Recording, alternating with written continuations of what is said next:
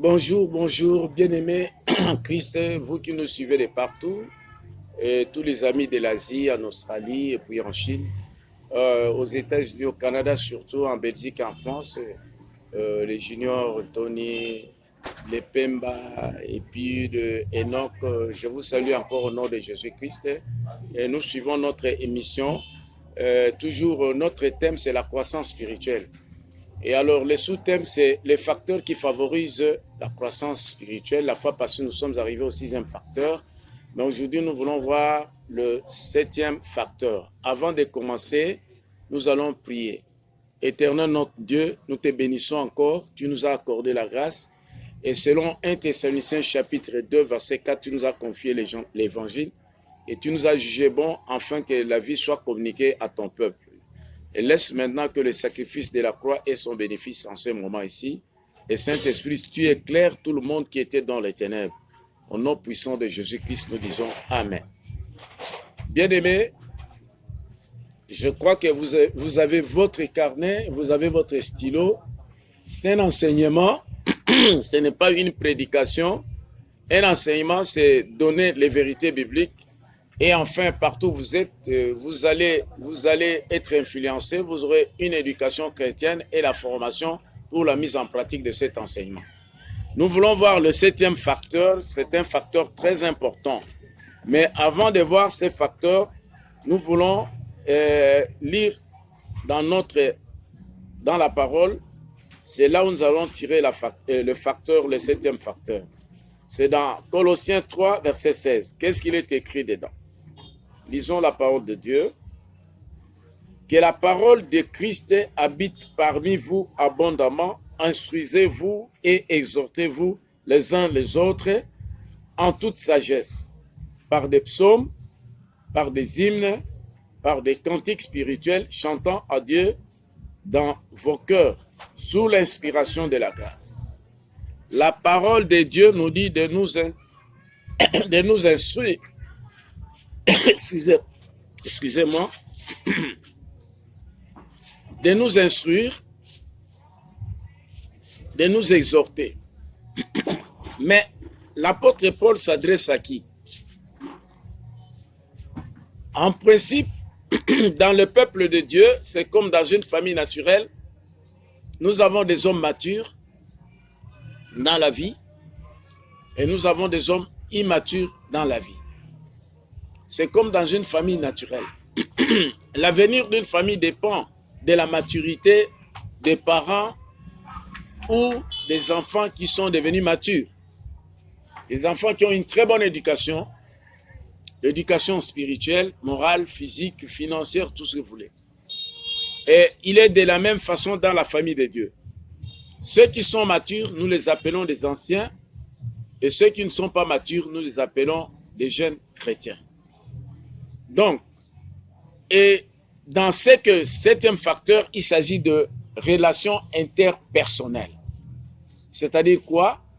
Relations entre les anciens, entre eux, les chrétiens matures entre eux, relations entre les chrétiens matures et les chrétiens non matures. C'est ça, c'est un facteur très important. Ce facteur-là permet à ce que la croissance spirituelle, donc la vie de Christ, se développe facilement. C'est comme ça. Même dans la magie, même dans la sorcellerie, c'est un facteur très important qui doit avoir une interaction et il doit y avoir une relation personnelle. Et chaque membre de la famille de Dieu qu'on appelle l'Église doit se dire que je suis ce que je suis grâce à un tel. Il a donné sa vie afin que je puisse changer. C'est pour cela. Dans cette croissance, voilà, il y a au moins 3 choses. La nature de la croissance, la nature de la relation plutôt, de la relation et la nature de la communion. Deuxième chose, c'est la stabilité dans la croissance spirituelle, la stabilité dans des relations. Et enfin, la relation interpersonnelle, cette nature-là, cette confiance interpersonnelle, c'est une arme puissante. Mais nous commençons d'abord par la nature de la relation interpersonnelle. Nous allons parler de la relation d'abord entre entre les anciens. Bien-aimés, vous les anciens que vous me suivez. C'est-à-dire vous qui avez la maturité spirituelle, vous qui avez la vision exacte comment un chrétien doit croître, qu'il devienne à l'image. Les anciens, vous devez avoir une relation interpersonnelle.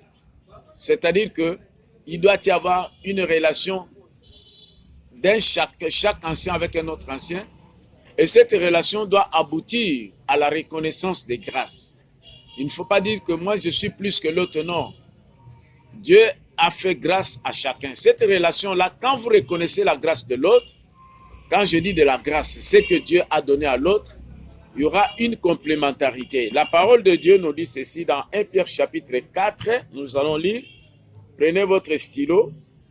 Très souvent, l'Église devient une entreprise religieuse, soit un terrain de compétition par manque de ça. Qu'est-ce que dit la parole de Dieu? Comme des bons dispensateurs de diverses grâces de Dieu, que chacun de vous mette au service des autres les dons qu'il a reçus. Voilà. Posez-vous la question de savoir qu'est-ce que vous avez reçu comme don et que vous allez mettre à la disposition des autres. Je donne un exemple le plus simple. Dans une entreprise, dans une société, ou dans une société, on voit il y a des chauffeurs, il y a des mécaniciens, il y a le PDG, il y a chargé d'administration des finances. Chacun vient avec un don. Un mécanicien ne peut pas dire non, toi les comptables, tu ne connais rien. Mais s'il n'y a pas de comptable, c'est-à-dire que vous ne serez pas payé. Donc, on n'aura pas rentabilisé la société. S'il n'y a pas de chauffeur, c'est un problème. Et dans la famille de Dieu, qu'on appelle l'Église, il y a plusieurs grâces. C'est que Dieu a donné une grâce à chacun. Donc, la grâce n'a jamais été la même. Si toi, on t'a donné une grâce d'exhortation, donc tu t'occupes de ton exhortation. Si on t'a donné la grâce de l'enseignement, occupe-toi de l'enseignement. Si on t'a donné la grâce de l'administration, occupe-toi. Donc, chacun vient avec, il y a une complémentarité. Donc, il faut qu'on se consulte, il faut une relation personnelle. Donc, entre les anciens. Mais pourquoi les anciens doivent avoir une relation personnelle? C'est parce que ceux qui sont matures, le Seigneur leur a donné la vision de la croissance de son Église. Christ ne viendra jamais les jours dans les vents prendre les bébés spirituels. Non, c'est non. Je dis non, c'est non. Je crois que ce besoin est très pressant. D'où nous devons reconnaître les autres pour que nous puissions croître entre nous. C'est pour ça qu'on nous dit, instruisez-vous les uns les autres. Exhortez-vous, encouragez-vous les uns les autres. Et vraiment, nous avons besoin, chacun de nous a besoin d'un autre. Et quand on a cette vision, on a la facilité d'être ensemble, il y a l'amour, il y a l'unité. Ça nous permet de voir des jeunes gens. Vous savez, même dans la famille naturelle, les parents qui n'ont pas une vision réelle de la famille, c'est un dégât. Les parents qui se respectent doivent avoir une vision de la famille. Nous avons des enfants. Les enfants qui ont 18 ans, les enfants qui ont 16 ans, les enfants qui ont 5 ans, 2 ans. Les enfants n'ont même pas la même maturité. Donc, on doit avoir une vision. Et dans cette vision, il y a aussi, les anciens doivent savoir qu'ils doivent avoir une vision de succession. Ils vont disparaître et demain, il faut que la vision continue, la croissance continue. Sinon, le christianisme va disparaître. N'oubliez pas qu'actuellement, dans le monde, s'il y a une vie qu'on combat, Satan a mis tout ce qu'il faut pour faire disparaître le christianisme. Dans les gouvernements, dans les religions, dans les danses, dans la technologie, je crois que les anciens avertis, ils font la lecture du monde. Alors, cette relation-là est très importante entre les anciens. Nous prenons un exemple dans la Bible. L'exemple est simple. Il y a eu un problème. Il y a eu un premier problème qui s'est posé dans la première église, dans la première famille de Dieu, quand la famille de Dieu est née. Dans Actes chapitre 6, nous allons lire. Qu'est-ce qui s'est passé? Il y avait des veuves dans la famille de Dieu, où vous appelez communément l'église. La famille de Dieu avait atteint un nombre très important. Alors les veuves qui étaient dans d'autres pays sont venus à Jérusalem. Et quand ils sont arrivés, il y avait l'injustice. Lisons la parole de Dieu. À ce temps-là, le nombre de disciples augmentait. Les hellénistes murmuraient plutôt contre les Hébreux parce que leurs veuves étaient négligées dans la distribution qui se faisait chaque jour.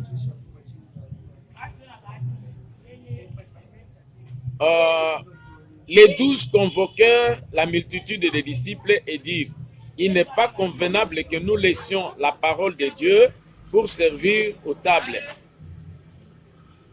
C'est pourquoi, frères, choisissez parmi vous cet homme de qui l'on rende un bon témoignage, qui soit plein d'Esprit Saint et de sagesse, et que nous chargerons de cet emploi. Bien aimé, le problème s'est posé. Pierre n'a pas dit que moi je suis le pape. Pierre n'a pas dit que moi je suis le pasteur responsable, je prends une décision, parce qu'il y avait un problème de l'injustice. Pour résoudre l'injustice là, les hellénistes, c'est-à-dire les veuves qui habitaient la Grèce, qui habitaient d'autres pays, les Hébreux, les veuves qui étaient à Jérusalem, ceux qui étaient à Jérusalem prenaient beaucoup de choses données aux veuves qui étaient à Jérusalem, en Israël. Ce n'est pas la vie chrétienne. Mais devant ces problèmes, il a fallu la maturité. On dit les 12 convoqueurs. On n'a pas dit qu'un tel, il était là, un clergé pour convoquer. Donc, la relation interpersonnelle, la confiance mutuelle, la foi relationnelle a primé. Les 12 se sont réunis pour convoquer, pour mettre fin à ces problèmes-là. Ils ont convoqué, en ce moment, ils étaient déjà plus de 4000 disciples. Vous demandez, ce n'était pas dans le temple, c'était en plein air, où on devrait choisir 7 personnes qui devraient se charger de ça. C'est pour dire que les 7 personnes devraient apporter leur grâce pour servir les autres. C'est pour cela que cette relation-là, est très importante, les relations interpersonnelles. Et si jamais que les apôtres, les 12 n'étaient pas matures, le problème allait s'éclater, l'église allait perdre même son sens. Mais aujourd'hui, excusez-moi, je n'ai pas l'habitude de critiquer. Il y a des gens qui se bousculent dans les communautés locales pour te dire que moi je suis pasteur responsable, l'autre. Mais tu ignores que lui a reçu le Saint-Esprit, toi tu as reçu le Saint-Esprit. Lui a été élevé selon le Seigneur, tu as été élevé selon le Seigneur pour la grâce de tout le monde, pour le bonheur de tout le monde. Voilà un peu la première nature. Deuxième relation que nous allons lire, c'est la relation entre les anciens et les nouveaux. Ah, c'est ici, il y a un problème sérieux. Nous allons lire la parole de Dieu dans 1 Pierre. La parole de Dieu nous donne des pistes et des solutions, que chacun de nous les sache, anciens comme nouveaux chrétiens. On ne devient pas chrétien parce qu'on a été aujourd'hui, on s'est présenté au culte, on devient chrétien. Non, non, non, non. C'est une vie. C'est une vie comme une autre vie. C'est une vie comme la vie naturelle. On devient chrétien, d'abord, on est de nouveau, on reçoit la vie, et vous avez des parents chrétiens qui vous élèvent selon le Seigneur. Lisons la parole de Dieu. Voici les exhortations que j'adresse aux anciens qui sont parmi vous. Moi, ancien comme eux, témoin des souffrances de Christ et participant à la gloire qui doit être manifestée, jusqu'au verset 7, Pierre dit, paissez, c'est-à-dire nourrissez le troupeau de Dieu qui est sous votre garde, non par contrainte, mais volontairement, selon Dieu, non pour un gain sordide, mais avec dévouement. Non comme un dominant sur ceux qui vous sont issus en partage, mais étant les modèles de troupeaux. Ah, et lorsque le souverain pasteur paraîtra, vous obtiendrez la couronne incorruptible de la gloire. De même, vous qui êtes jeunes, soyez soumis aux anciens et tous dans vos rapports mutuels. Revêtez-vous d'humilité, car Dieu résiste aux orgueilleux, mais fait grâce aux humbles. Je crois que l'exhortation est pour les anciens que nous sommes, les chrétiens matures, et pour les jeunes chrétiens qui me suivent. Pierre nous exhorte, lui aussi ancien. Ancien a comme responsabilité de de connaître la vie, comment la vie chrétienne se développe chez les jeunes chrétiens. C'est un dévouement, c'est une charge. Les jeunes chrétiens, ce n'est pas vous qui les recrutez comme dans un parti politique, mais plutôt c'est le Saint-Esprit lui-même qui met à votre charge. Donc, vous vous rendrez compte de ça. C'est pour cela, il ne faut pas faire comme nous le faisons. On doit nommer un ancien là-bas parce qu'il a l'argent, parce que c'est mon ami. Ça, ce n'est pas l'église. Ça, c'est votre musique. Hein? Je crois que les Congolais, vous autres, les Blancs, les Congolais, vous diront que c'est ces musiques. Ça, c'est votre club d'amis. Mais dans l'église, les anciens doivent savoir que les nouveaux, il faut les prendre en charge. Cette vie-là doit se développer. Ils s'occupent de la vie. Et ils ne suivent pas des gains sordides. C'est-à-dire qu'il faut qu'on te donne l'argent pour que tu t'occupes de leur croissance. Non, non, non, non, non. Là, ce n'est pas la famille. Ça, c'est de ce côté-là. Un ancien doit être dévoué. Un ancien doit se consacrer. Un ancien doit se soucier. Un ancien doit donner sa vie. Dans Jean 15, verset 12, 13, il est dit, le Seigneur dit quoi? Le Seigneur dit ceci.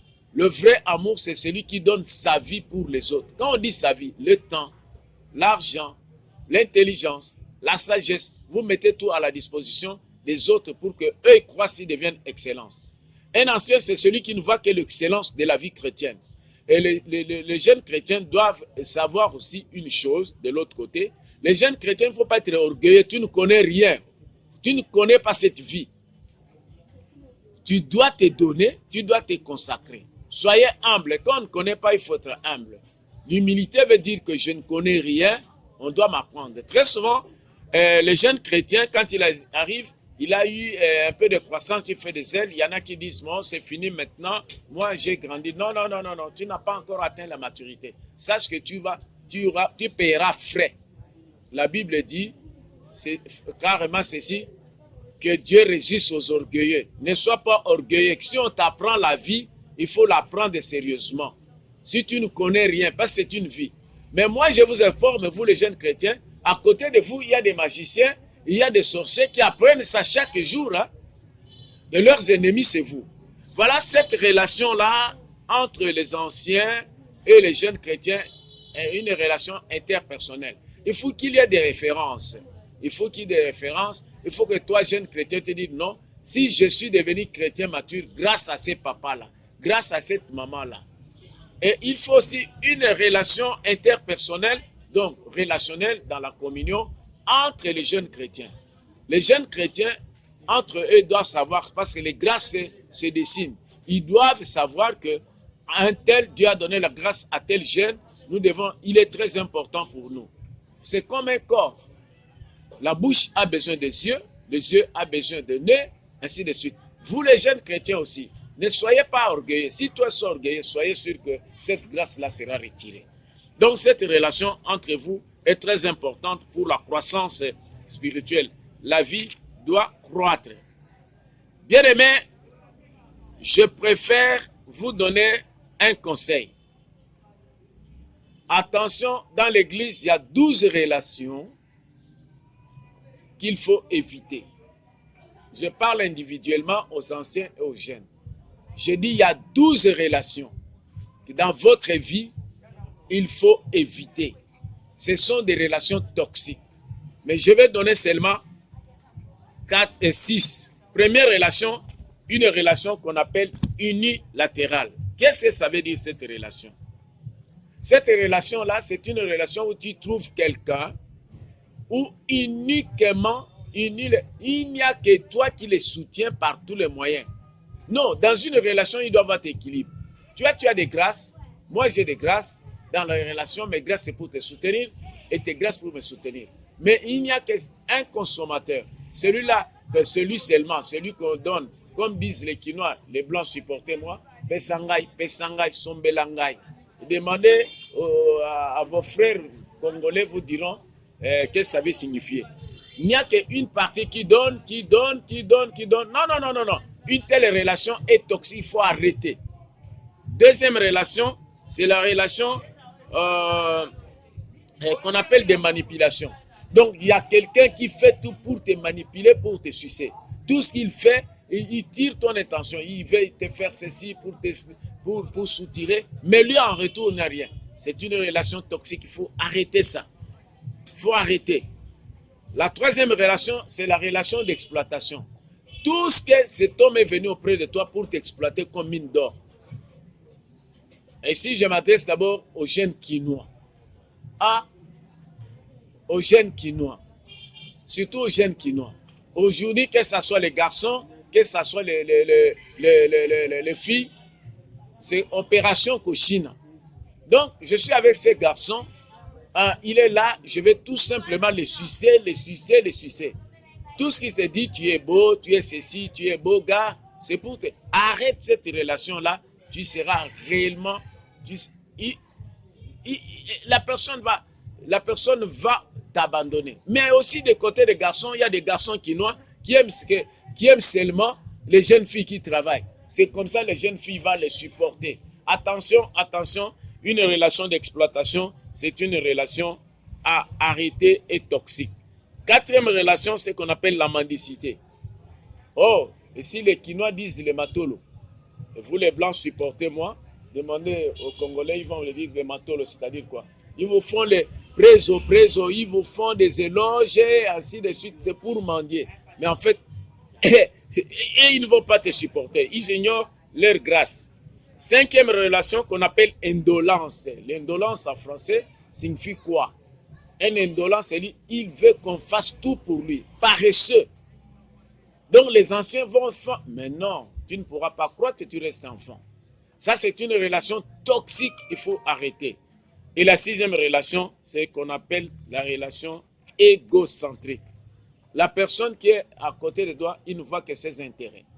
Ça ne peut pas exister dans l'église. Non. Non, ce n'est plus une église, c'est un club d'amis. Bien-aimés, il vous reste 6 relations que je vous conseillerai à la prochaine, que nous allons voir. Nous terminons notre émission. Vous savez, à la télévision, c'est le temps. Nous terminons. Je vous conseille que les relations doivent être équilibrées. Et il faut être humble, reconnaître les grâces des autres. C'est-à-dire que Dieu a donné à chacun des talents pour soutenir les autres. Voilà, bien-aimés, la croissance spirituelle voilà un facteur. Il faut que chacun de nous dise que non, c'est que je suis aujourd'hui grâce à un tel, c'est une bonne chose. Je suis devenu stable grâce à un tel, c'est une bonne chose. C'est ça qu'on appelle l'église. C'est-à-dire que tout le monde met en jeu, et tout le monde est au service de tout le monde. C'est pour cela que Paul a dit que l'église est le corps de Christ. Le corps de Christ fonctionne. Nous ne voulons pas des gens qui sont des mendiants, des gens, non, ils quittent de chez lui, il arrive au temple pendant la réunion, il vient là-bas que non, barope sanga tike kuna. Non. Non. Ça, c'est toxique. Que Dieu vous bénisse. Que Dieu vous bénisse encore. Notre numéro, c'est 081 083 2097. Et voilà. Si vous avez besoin des commentaires, faites-les. Nous attendons vos commentaires. Si vous avez besoin des conseils, on vous les fera. Nous sommes disposés. Si vous avez besoin de prières parce que vous avez été recalé, on les fera. Contactez-nous. Nous sommes à votre service. Donc, on a aussi des relations interpersonnelles, une confiance relationnelle. Ainsi, nous avons terminé. Ciao, que Dieu vous bénisse au nom de Jésus-Christ.